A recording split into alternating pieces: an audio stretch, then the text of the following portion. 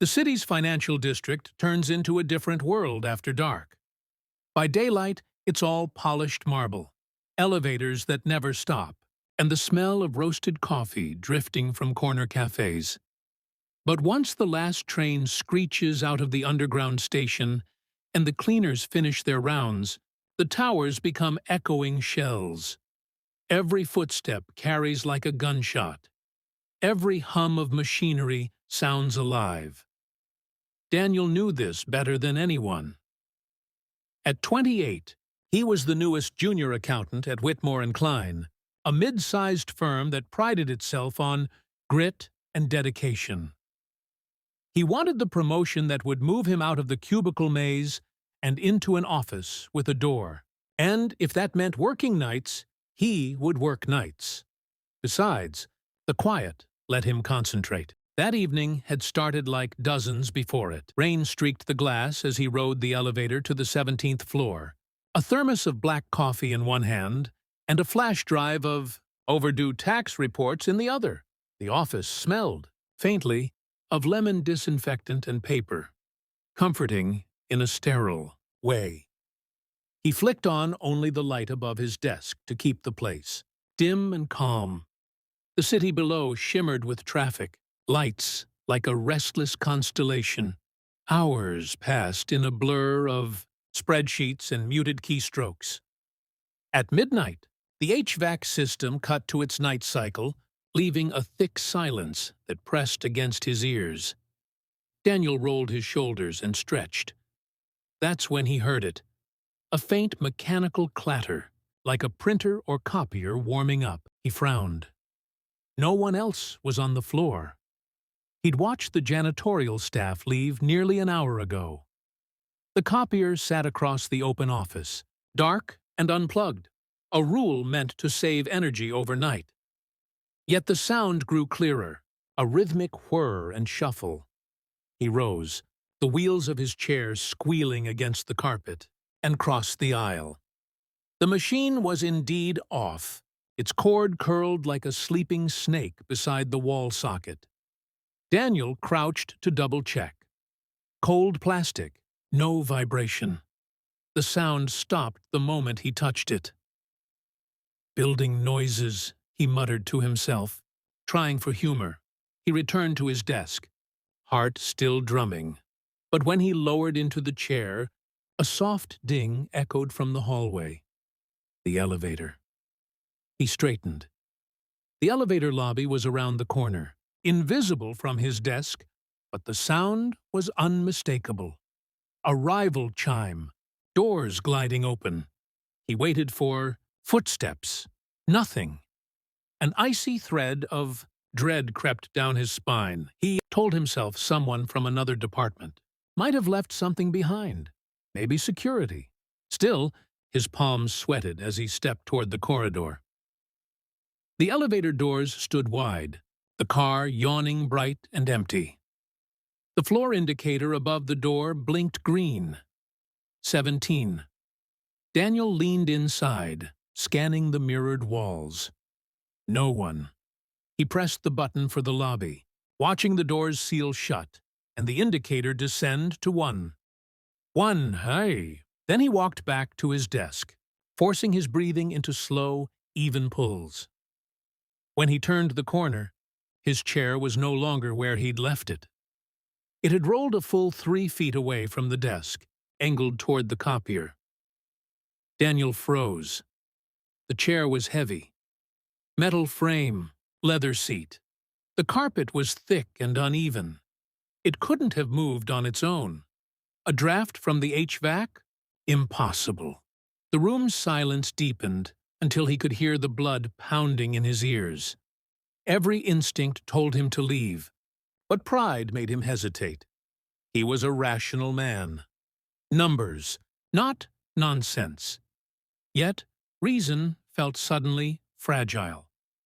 He began packing his laptop when another sound sliced the air, a faint whisper, like someone speaking through cloth.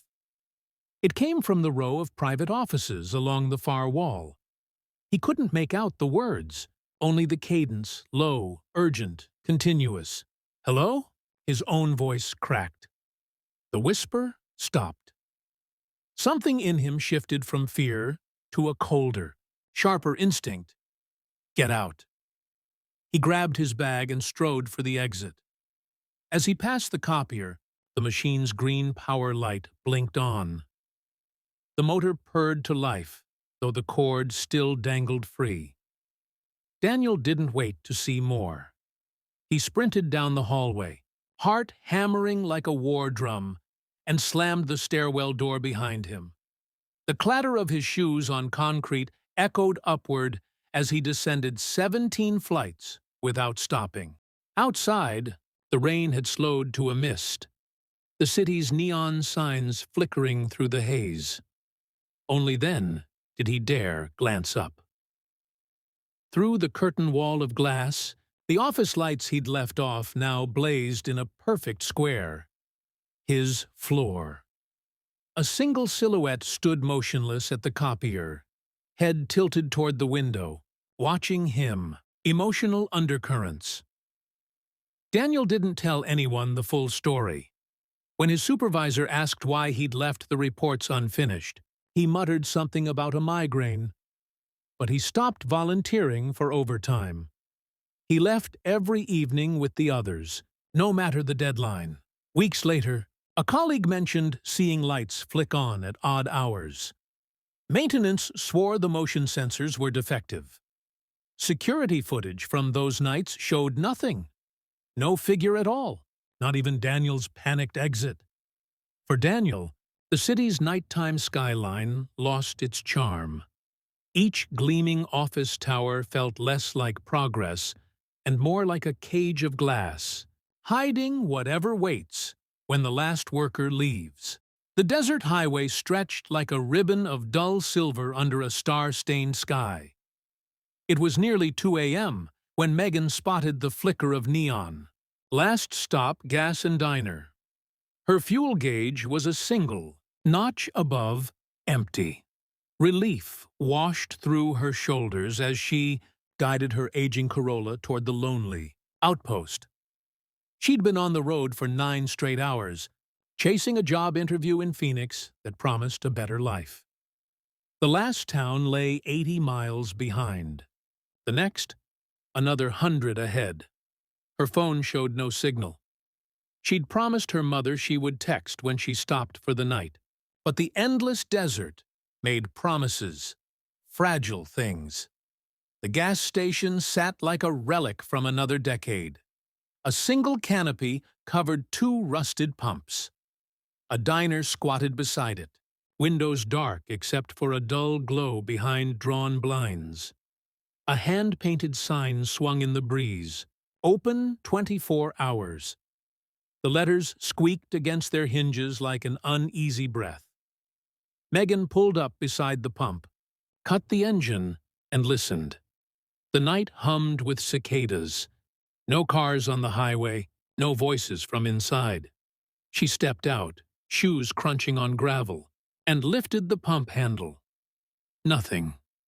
The pump's digital face was dead, its nozzle stiff and cold. "Great," she muttered, glancing toward the diner. A bell over the door jingled as she pushed inside. The smell hit first, old grease and something metallic, like pennies left in the sun. A jukebox in the corner played a slow, warbling tune that sounded half underwater. A man in a tan trucker's jacket sat at the counter, back to her, motionless. Behind the counter stood a tall woman with a paper hat, her smile a fraction too wide. "Evenin'," the woman said. Her voice was warm but carried a subtle rasp, like sand sliding over stone. "Need gas?" "Yes, please." Pump didn't seem to work. The woman's eyes lingered a heartbeat too long before she reached under the counter. "You pay first. $20'll fill it." Her fingers, pale and long, held a battered cash box forward. Megan handed over a 20, uneasy at the way the woman's nails, long, yellowed, tapped the bills like insect legs. The man at the counter hadn't moved. not even to sip from the coffee mug steaming beside him. "Bathrooms through the back, if you need it," the woman added. "Pump will run once you return." Something in the wording chilled Megan. Why would the pump wait for her to return? Still, the long drive pressed on her bladder, and she decided a quick stop might clear her head. The hallway to the restrooms was narrow and dim. A single bulb flickered overhead, buzzing like a trapped fly. She pushed open the door, marked "Women," and froze. The mirror above the sink was shattered, shards spidering across the surface. Each fragment reflected not her face, but the back of the diner, as if the mirror captured a different angle of reality. In every shard, the man at the counter turned slightly toward the camera that wasn't there, his head tilting farther than humanly possible. Her breath hitched. She stumbled back into the hall, straight into darkness. The light above had gone out. The air felt thick, as if the corridor itself had narrowed. From the diner came the soft scrape of a stool sliding across tile. Megan's heart thundered. She forced her legs to move, racing toward the faint glow of the dining room. When she burst through the doorway, the counter was empty. Both the woman and the silent trucker were gone. The jukebox still played its broken song. She turned toward the exit and stopped. C2. Glass door now opened onto endless black. No pumps, no highway, just void. Behind her, footsteps sounded, slow and deliberate. Megan. Her name, drawn out like a hiss, echoed across the diner. Her chest constricted. She had never told them her name. She backed toward the kitchen, eyes scanning for a weapon. A steel coffee pot caught the dim light. She grabbed it, gripping the handle until her knuckles blanched. A low laugh vibrated through the room, too deep to be human. Then, as suddenly as it had begun, the sound cut off. The front door banged open. Cool night air flooded in. Outside stood a young man in a highway patrol uniform, flashlight raised. "You okay, miss?" he called. Relief and disbelief tangled in her throat. She ran toward him, words tumbling. There were people. Something's wrong. He swept the flashlight across the diner. Empty. Even the jukebox had gone silent. "I drive this route every night," he said slowly. "Station's been closed for years. Burned down after a kitchen fire back in '09. Nothing here but concrete and sand." Megan turned. Where the diner had stood, only the open desert stretched beneath the stars. Her car idled by a rust-eaten pump that hadn't dispensed gas in over a decade. The officer watched her, eyes shadowed beneath the brim of his hat. "You should get back on the road," he said. "Places like this, they remember people." Before she could reply, he returned to his cruiser and drove off, taillights fading into the horizon. When she finally looked at her dashboard, the fuel gauge read full. Aftermath. Megan reached Phoenix before dawn, hands trembling on the wheel. She never found the officer's name in any patrol records. Friends told her she'd hallucinated after a long drive, but the crisp $20 bill missing from her wallet said otherwise.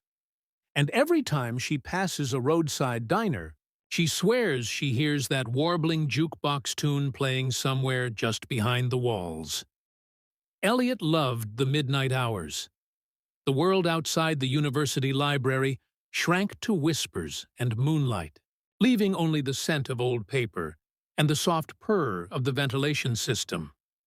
As the night supervisor, he often joked that the Stacks knew him better than any friend. But that Tuesday in late October felt different. Rain slicked the sidewalks, and wind rattled the ancient windows like impatient knuckles. The day staff had left hours earlier, their laughter fading into the storm. Only a handful of students remained, scattered like quiet ghosts among the reading rooms. Elliot performed his usual circuit, checking the locked basement door, straightening crooked chairs, when the first odd sound reached him. It wasn't the creak of settling wood or the patter of rain. It was a whisper, a clear syllable, carried on the draft, "Elliot." He froze between the shelves. A prank? Perhaps one of the students. But when he peeked around the corner, the corridor was empty, lit only by a flickering fluorescent tube. He shook off the chill and returned to the front desk. By 1 a.m., the last students packed their bags, leaving him alone with the hum of the lights. He welcomed the solitude, until the computers all went dark at once. Every monitor blinked out, leaving a sudden, heavy silence. Then a single screen near the genealogy section flared to life, bathing the room in icy blue. A line of text scrolled across the screen. "We remember, come." Downstairs. The basement. The eerie, old records vault that even staff avoided because of black, mold and failing lights. His radio crackled. "Don't go," a voice whispered, female, urgent, almost pleading. But the line hissed and fell silent. Elliot grabbed his flashlight. He told himself he'd simply lock the basement door again, maybe reset a tripped breaker. Yet, each step down the concrete stairwell felt like descending into a throat. The air grew colder. His breath puffed white in the beam of the flashlight. At the bottom landing, the vault door hung ajar. A faint light pulsed inside, like a heartbeat. He pushed it open and found rows of archival boxes, stretching into the darkness. The smell of damp parchment filled his lungs. Then he saw her. A woman stood at the far end, facing the wall. Her hair was wet, strands plastered to a thin white dress that clung to her frame. Water pooled at her bare feet, though the floor around remained dry. "Are you okay?" he asked, voice trembling. She turned. Her eyes were black, not with color, but with void, as if the pupils had swallowed the world. When she spoke, the sound came from everywhere at once. "We keep the names, and now, yours." The boxes around them began to shudder. Lids rattled open, releasing scraps of paper that floated like ash. Each scrap bore a name written in frantic ink. The air filled with them, a snowstorm of forgotten lives. Elliot stumbled back, heart hammering. His flashlight died. He bolted for the stairwell, papers brushing his skin like icy fingers. Behind him, the woman's voice rose in a chorus of many. Men, women, children, all chanting his name. At the top of the stairs, he slammed the door and twisted the lock. The whispers faded, replaced by the steady drum of rain. But when he turned toward the main hall, every light in the library flickered on. Every computer screen glowed with the same phrase. Elliot Grant, filed. His ID badge vibrated against his chest. The plastic casing grew warm, then hot, before cracking in two. Panic surged. He grabbed his coat and sprinted into the storm, leaving the library door swinging wide. Aftermath. University maintenance crews later claimed the basement showed no signs of disturbance. The computers recorded no power outage. But Elliot never returned for another shift. Weeks later, a new night supervisor found an unlabeled archival box in the vault. Inside lay a single sheet of paper. On it, in dark ink still wet to the touch, was written, "Elliot Grant." The sky over Black Hollow Depot was the color of cooled ash when Marcus clocked in. He had worked the night freight shift for 5 years, moving cargo from the trains to the endless line of trucks that came and went under the cover of darkness. It was a lonely job, but the steady rhythm of diesel engines and the squeal of brakes usually kept him grounded. That night, though, the yard felt different, hushed, as if the mist rolling off the nearby river had muffled the world. The greasy floodlights flickered with an amber pulse that made the towering boxcars look like hulking shadows. Marcus pulled his jacket tight and headed toward Track 9, the section marked for midnight offloading. A single train waited there, its engines silent. Odd. Freight never arrived without the low hum of power. The manifest listed no delivery for Track 9, yet an unmarked black car sat at the end of the line, its metal skin glistening with dew. As Marcus approached, he swore he heard a faint tapping from inside, rhythmic as a heartbeat. "Probably a loose chain," he muttered, climbing the ladder. The steel door slid open with surprising ease. Inside, the air smelled of cold earth, damp and mineral. His flashlight swept over empty crates until the beam caught something pale, a wooden coffin strapped tight with industrial belts. Marcus's stomach knotted. He reached for his radio. Before he could speak, the coffin lid shifted, just enough for a whisper of sound to escape. A woman's voice, soft and strained. "Help, please." His throat went dry. He yanked the belt free and eased the lid. The coffin was empty. The voice came again, this time behind him. "Close the door." He spun around.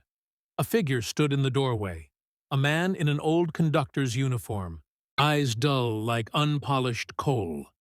Steam rose from his shoulders as if he'd stepped out of another century. "You shouldn't be here," the man said. His voice carried the echo of the rail yard itself, metallic and deep. "This car carries what was promised." Marcus stumbled back. "Who are you? This train's not on the schedule." The conductor tilted his head. "Not on your schedule." The floodlights outside flickered and died, plunging the yard into a moonless dark.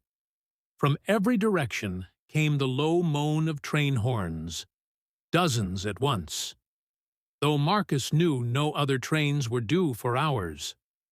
The conductor stepped forward, the boards beneath his boots groaning like old timber. "You hear them calling," he said. "Once you've heard, you ride." Marcus bolted. He leapt from the car, landing hard on the gravel. Behind him, the door slammed with a metallic scream. When he turned back, Track 9 was empty. No black car, no train, only mist curling across the rails. Heart hammering, he ran for the control office. The dispatcher on duty looked up in surprise. "Marcus, where were you? Track 9's been dead all night. Nothing scheduled, nothing parked." Marcus tried to speak, but found his voice gone, a raw ache where words should be. Later, when he finally left the depot, he paused at the edge of the lot. Far across the dark river, a single headlight glowed on the horizon, moving silently, endlessly, toward nowhere. He never worked another night. Shift. Rain lashed against the windows of the old boarding house as Emma hauled her suitcase up the creaking staircase. True. Hotel in the city had been full. This narrow brick relic, half hidden down a side street, was her only refuge for the night. The proprietor, a gray-haired woman with eyes like faded slate, handed her a tarnished brass key. "Room 6, she said, voice flat. "Stay inside after midnight." Emma forced a polite smile, assuming it was a quirky rule. The hallway smelled of damp wallpaper and old smoke. Her room was small but tidy. A narrow bed, a desk with a crooked lamp, heavy curtains that shut out the storm. When she turned the key, the lock clicked with an oddly final sound, like a door sealing itself. Hours later, thunder rattled the glass. Emma woke to the hiss of wind and something else. A faint shuffle, like bare feet on wood, moved just beyond her door. She checked the hallway through the peephole. Nothing but darkness. The shuffle came again, closer this time, followed by a soft knock. Her heart kicked. "Who is it?" she called. Silence. The doorknob trembled, turning once, twice, then stopped. Emma grabbed her phone. No signal. When the clock struck midnight, the temperature dropped sharply. Her breath fogged in the dim light. From the corner of the room, where shadows pooled, a low whisper curled through the air. "Let me in." Emma's back hit the wall. The curtains swayed, though the windows were shut tight. She reached for the door, but the hallway, beyond, was no longer there. Through the keyhole, she saw only endless black, as if the building itself had been erased. The whisper grew urgent. "Let me in, or take my place." Summoning courage, she flung the door wide. Instead of the corridor, she faced a vast, empty space, lit by a blood-red moon. The floor stretched out like cracked marble. Far below, a void churned like a living storm. At its center stood a second Emma. Same face, same clothes, but eyes gleaming with a hunger that wasn't human. The double spoke in her own voice. "You've been chosen. One of us stays. One of us leaves." Emma staggered back, but the room behind her dissolved into mist. The other Emma stepped closer, smiling. Rain pounded an invisible ceiling, each drop echoing like a drumbeat. "No," Emma whispered. "This isn't real." The double's grin widened. "Then prove it. Trade places." A sudden wind howled, pulling at her clothes, dragging her toward the void. Emma gripped the doorframe with everything she had. With a desperate scream, she slammed the door. Morning light spilled across the bed when she opened her eyes. The storm was gone. Her phone buzzed with missed calls and messages, as if the night had never happened. Relief flooded her, until she reached for the door to check out. The brass key lay on the nightstand. Etched into its surface, where the number 6 had been, was a single word carved deep and fresh. Stay. Subscribe for more real horror stories.